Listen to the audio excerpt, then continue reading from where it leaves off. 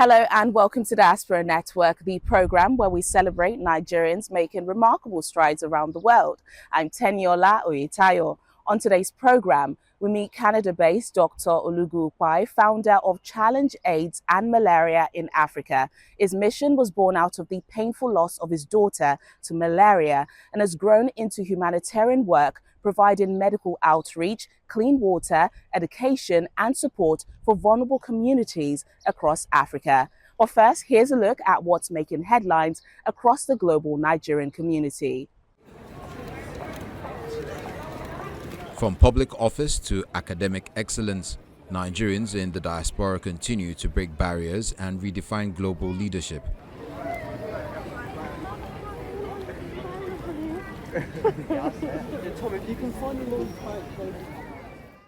In the United Kingdom, Councillor Christopher Adegoke edged his name into history as the first black chairman of Nottinghamshire County Council since the institution was founded in 1889. His emergence as chairman and first citizen of Nottinghamshire represents not only a personal milestone, but also a significant moment for diversity, inclusion, and Nigerian representation in British public service. With more than 2 decades of experience spanning international education, public administration, and grassroots leadership, Adegoke's journey reflects a growing Nigerian influence in governance across the diaspora. Further strengthening that narrative is British Nigerian councillor Celia Hibbert, who has emerged as the leader of Reform UK on Wolverhampton City Council, officially becoming the leader of the opposition in the city. Announcing the development on social media, Hibbert expressed gratitude for the confidence placed in her leadership, promising to remain focused on the concerns and welfare of local residents. Her rise highlights the increasing political visibility and impact of Nigerians within the UK's local government system. Beyond politics, Nigerians are also making remarkable strides in global education and social innovation. Cynthia Ohairi recently made history as the first Nigerian at the University of Oxford's Smith School of Enterprise and the Environment to receive both the MasterCard Foundation and Norman and Ivy Lloyd scholarships. A first-class physics and astronomy graduate and valedictorian of the University of Nigeria, Nsukka, Ohairi has built an impressive career across aviation, sustainability, energy, AI-powered edutech, and air traffic management. Recognized in 2025 as one of Africa's top 100 future leaders, she continues to champion youth empowerment and climate education through her initiatives Nigerian Girl in STEM and Hello Dreams. Together, these milestones paint a powerful picture of Nigerians shaping conversations, institutions, and communities across the world, proving that excellence, leadership, and innovation remain redefining traits of the Nigerian spirit on the global stage. And now a quick update from the Nigerians in Diaspora Commission NIDCOM as it continues its work engaging Nigerians abroad and strengthening connections back home. The chairman of the Nigerians in Diaspora Commission, Abike Dabiri Erewa, has described President Bola Tinubu's meetings with the Nigerians living in Rwanda as fruitful and reassuring. Speaking after an interactive session held on the sidelines of the 13th Africa CEO Summit in Kigali, Mrs. Dabiri Erewa said the engagement reflects the administration's commitment to Nigerians in the diaspora. We have those in institutions and universities that want to do youth exchanges. We have people in agriculture that want to also do the same with their colleagues in Nigeria. We had Naseni in the room who is working on reverse japa, skills transfer. So all these innovations will help, Nigeria and also help themselves because ultimately they are Nigerians. So there are quite a lot that we have to put together and ensure that they're implemented. President Tinubu met with academics, professionals, entrepreneurs, and students resident in Rwanda, assuring them of his determination to reposition Nigeria and support citizens abroad. Meanwhile, as efforts continue to strengthen Nigeria's engagement with its citizens across the globe, the NIDCOM chairman has also reaffirmed the Commission's commitment to deepening Nigeria-China diaspora relations. She stated this while receiving Nigeria's ambassador-designate to China, General Abdurrahman Dambazau in Abuja. She noted that Nigerians in China remain key drivers of trade and investment, assuring the envoy of the Commission's support in promoting the welfare of Nigerians abroad and deepening bilateral ties. We have a lot of Nigerians involved in trade and commerce in China. But we don't even talk about them enough. They're doing a lot of commerce, a lot of trade, and importing, exporting, and really doing very, very well. So what we have done is set up a data portal of Nigerians in the diaspora, and it's not just for one country. We're saying that you can on that screen be able to say, look, these Nigerians are here, here, there. So we're hoping that when you do get to China, you can help us, send it to your people, particularly students. Go on the portal and register. It's not when there's a crisis that we'll be looking for you or you looking for us. So we've started, we're populating it, but we'll share it with you so that you can tell them to also, it's for Nigeria to have a data portal, just like India. During COVID, it was easier for India to get all their citizens because they had a data portal. It was more difficult for us, and it's one of the reasons we said it's something we must do. And we have started, and we hope that we continue to improve on it. Our special report looks at diaspora-led health interventions and the important role they play in supporting communities, strengthening healthcare access, and tackling preventable diseases. Collective diaspora action has become a primary pillar of healthcare delivery in Nigeria, often reaching populations that would otherwise have never received medical attention. Organizations such as the Association of Nigerian Physicians in the Americas organize massive multi-specialty missions. In places like Abia State, they provide free surgeries and essential screenings for chronic silent killers, thereby catching diseases that often go undiagnosed in rural areas. Similarly, the National Association of Nigerian Nurses in North America, NANA, focuses on grassroots training and maternal health, deploying nursing expertise to improve community-level care standards across the country. Other diaspora-linked groups such as the Nigeria Healthcare Foundation further help to bridge this gap. By organizing missions to remote regions, the NHF provides essential medicines, sickle cell awareness, and women's health support, ensuring that cost and geography are no longer barriers to life-saving care. I'm a Nigerian physician and Cambridge trained bioscience entrepreneur. Individual pioneers are also leveraging technology to expand this reach.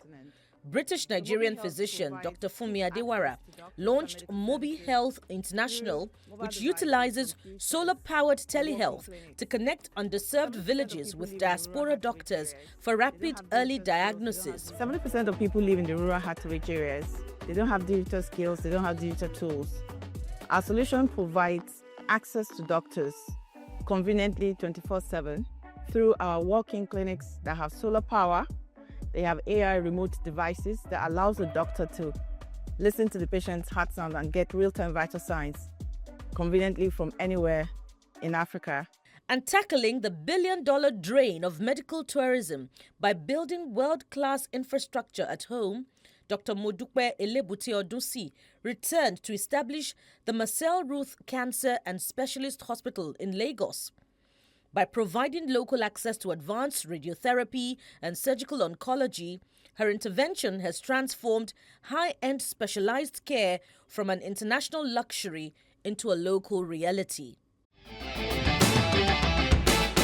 Now to our guest, Dr. Olugu Ukpai is the founder of Challenge AIDS and Malaria in Africa, a humanitarian organization that has worked across several African countries for more than 20 years. Motivated by the loss of his 60-month-old daughter, Goodness, to malaria, he has turned his personal grief into a mission to save lives. Born into a modest family, Dr. Olugu Ukpai's early life was shaped by hardship, resilience, and the determination of a mother who refused to give up. Where my mother was a food hawker, my mother was cooking rice and corn pudding. My own dad was a hunter and a sand scooper. Those who scoop use a shovel to scoop sand and fill up the tipper. It's what my parents were doing. And after their marriage, at the early conception of life, a terrible tragedy happened.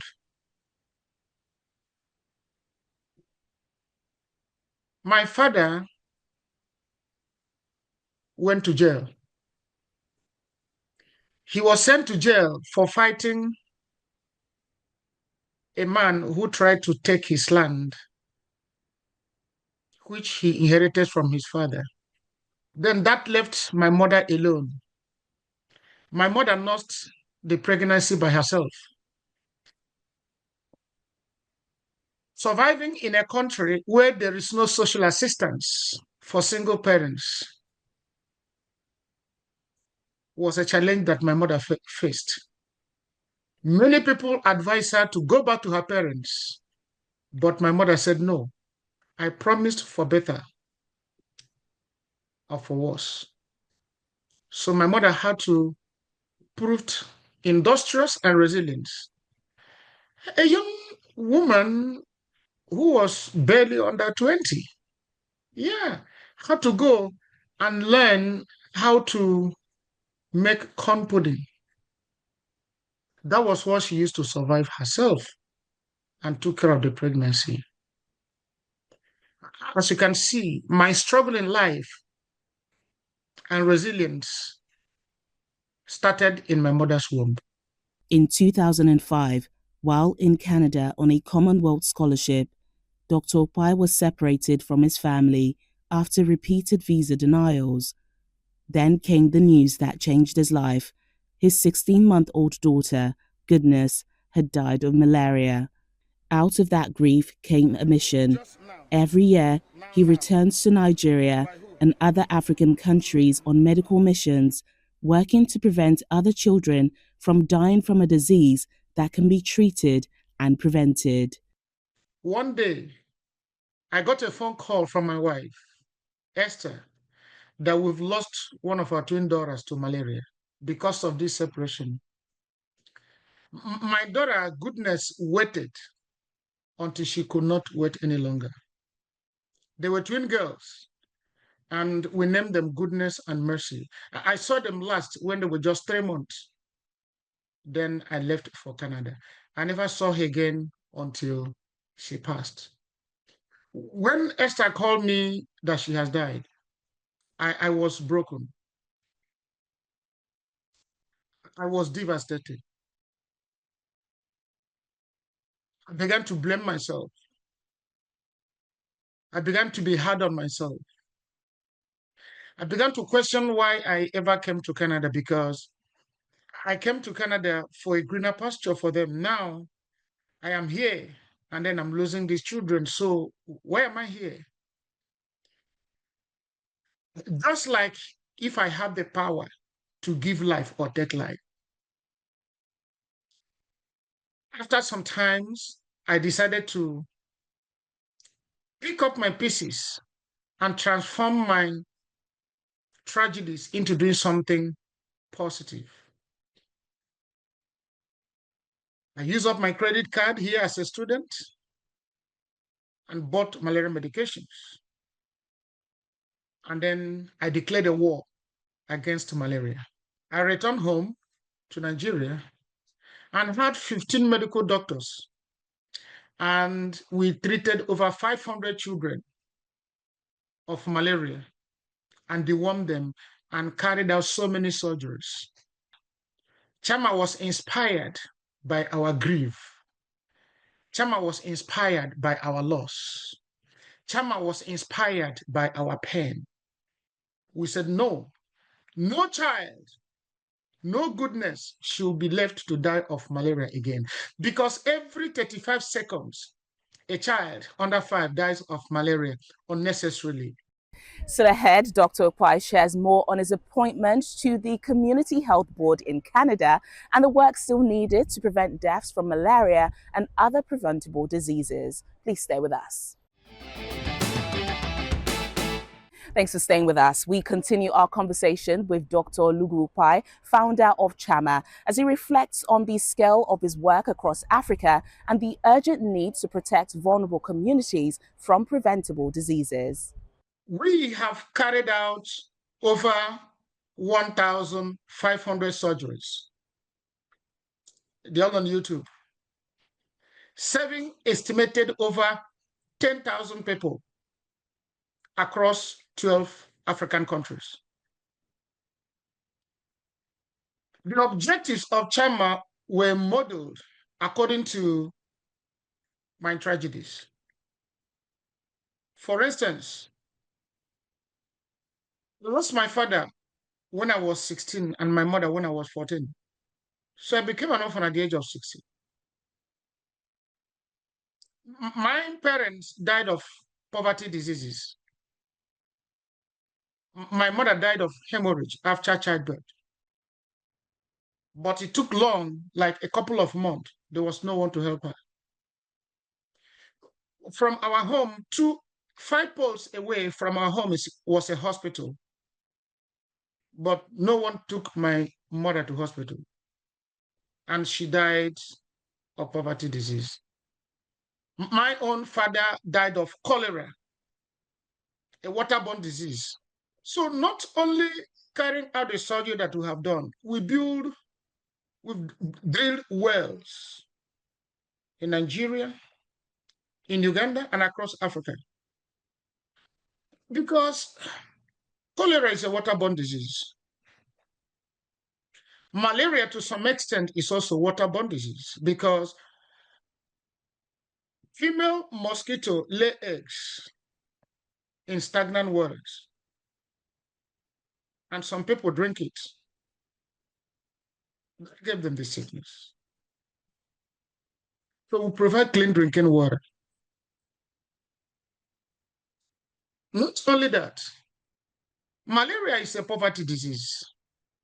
If we must sustainably challenge the scourge of malaria, we must first tackle the root cause of the disease, which is poverty. We have trained over 100 single parents, single mothers, in sewing and equip them with brand new sewing machine each, so that they can be able to make money, take care of themselves and their family, and also take care of their children when they are sick. That's how we are trying to make our efforts sustainable. Not only that, according to Bill Gates, if we must sustainably challenge the scourge of malaria, education is the foundation. And he said, let's give them a better education and they'll take care of the rest. We built a 6-classroom block for a community in Abia State, Ndaku, in Ohafe local government, that had existed for over 100 years without a school. Not only that, we have taken special interest in maternal health. Those who killed my mother. We make sure that women have safe delivery in various countries of operation. And we have also given attention to myectomy surgery during our medical missions, fibroid, which is a very big challenge to women, especially in Africa. It's not enough. We have also started agricultural farms in rural villages where we continue to produce food. Because malaria is a nutritional problem, it's a nutritional disease. If children are malnourished, they are susceptible to malaria attack. But with strong immune system, with balanced diet, with good nutrition, the immune system will be able to resist and fight the disease before it takes them down. That's not enough. In Uganda, in eastern Uganda, in Namamera village, where we have 2.5 million children in Uganda that have been orphaned by AIDS and malaria, we build a big 9-room orphanage for them. As of today, we have over 150 children orphaned in the orphanage that we are taking care of.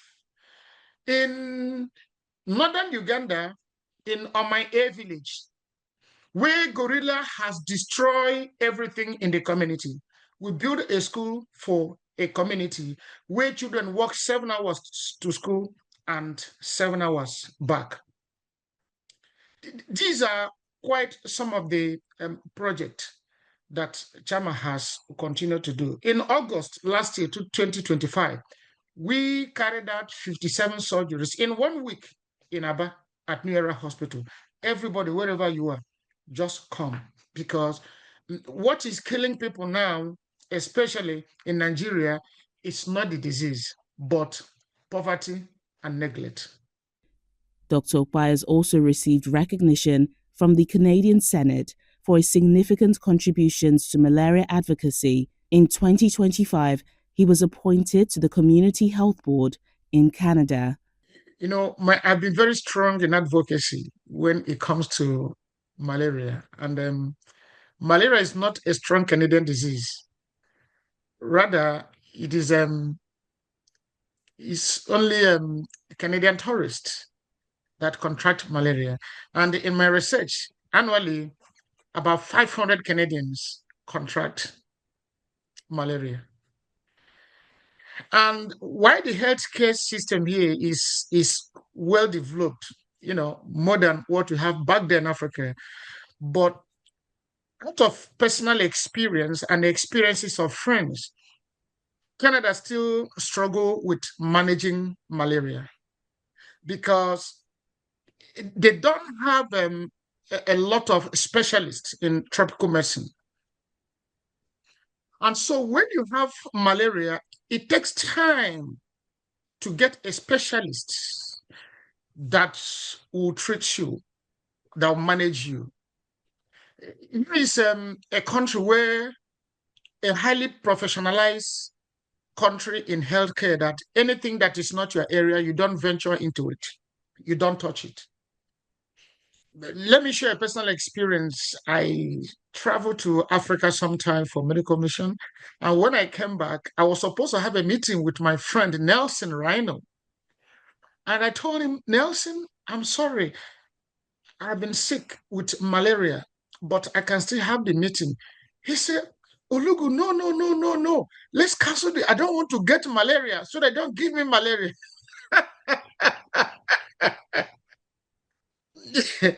You can see the level of ignorance. Like, it's not only in Africa that ignorance is a menace to managing malaria, but also here in Canada. Another example was a friend of mine, Ngozi from Nigeria, may her soul rest in peace.